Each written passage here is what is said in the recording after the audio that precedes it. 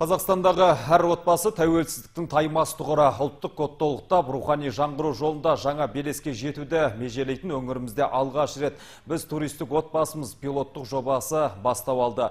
Жаңаға жаны құмар біздің өлкенің тұрғындары фестивальге белсене атсалысты. Отбасылық құндылықтарды дәріптеген шара ұрпаққа тәлімді тәрбиені түсіндірді.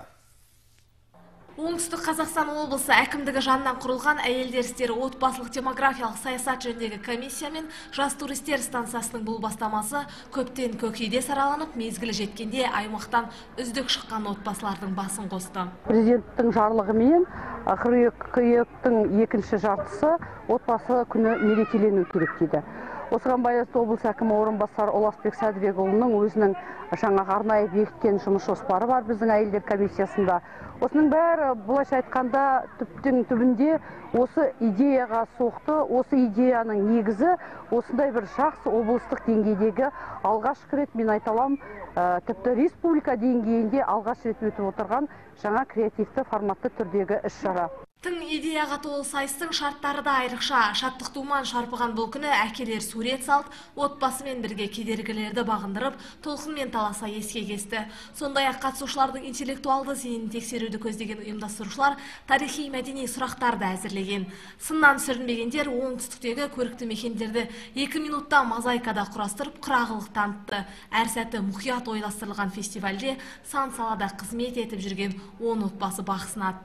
Отан отбасынан басталады деген дана халқымыздың ұлы сөзі отбасы құндылығының негізі болып табылады. Жанұя отбасы, мемлекеттің іргетасы.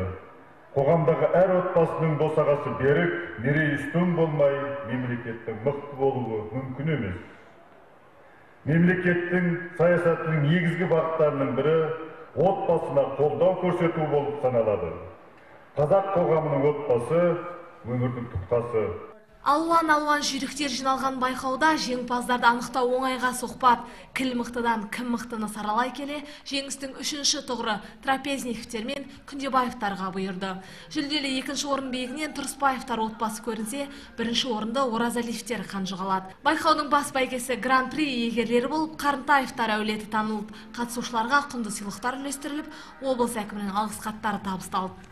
Төле би ауданынан Дана Мырзақадыр, Арайлым Байзақова, Олжас Байтуов, Оңтүстік ақпарат.